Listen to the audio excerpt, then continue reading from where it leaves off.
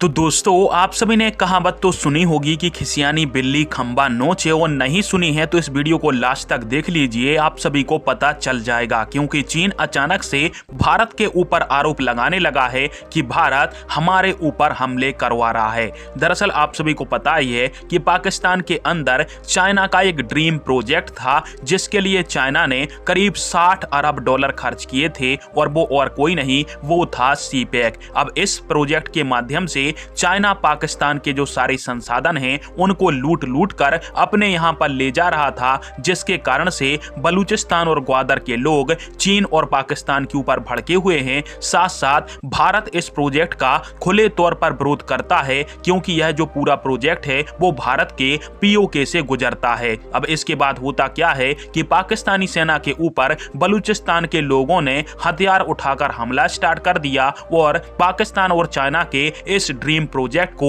मिट्टी में मिलाकर रख दिया है। और बलूचिस्तान लिबरेशन आर्मी के हमले इतने तेज हैं कि पाकिस्तानी सेना के कैंपों की धज्जियां उड़ चुकी हैं। साथ में चीनी नागरिक भी डर के मारे इस प्रोजेक्ट को छोड़कर भाग चुके हैं। पाकिस्तानी सेना ने एक प्रोपोगेंडा किया और उन्होंने कहा है कि हमने बलूचिस्तान लिबरेशन आर्मी के कमांडर को पकड़ा है, जिसने हमारे सामने आत्मसमर्पण कर दिया है, और उसने हमें बताया कि वो भारत के द्वारा किए गए समर्थन के कारण ही पाकिस्तान और चाइना के ऊपर इस प्रकार के हमले कर रहा था। हालांकि यह सब पाकिस्तानी सेना का प्रोपोगेंडा था, क्योंकि बलूचिस्तान लिबरेशन आर्मी पाकिस्तानी सेना के सामने नहीं बल्कि पाकिस्तानी सेना बीएलए के सामने अपने हथियार डालते हुए नजर आ रही है। परंतु जब ऐसा ही प्रश्न चीन के विदेश मंत्रालय के प्रवक्ता माओ निंग से चीन की सरकारी मीडिया ने पूछा कि हमारे ऊपर हमले हो रहे हैं, और बीएलए का कमांडर कह रहा था कि यह सब हमारे द्वारा भारत से करवाया जा रहा है, इस संबंध में आप इसके ऊपर क्या जवाब देंगी? तो चीन के विदेश मंत्रालय के प्रवक्ता माओ निंग ने कहा कि चाइना हमेशा से ही आतंकवाद का विरोध करता आ रहा है,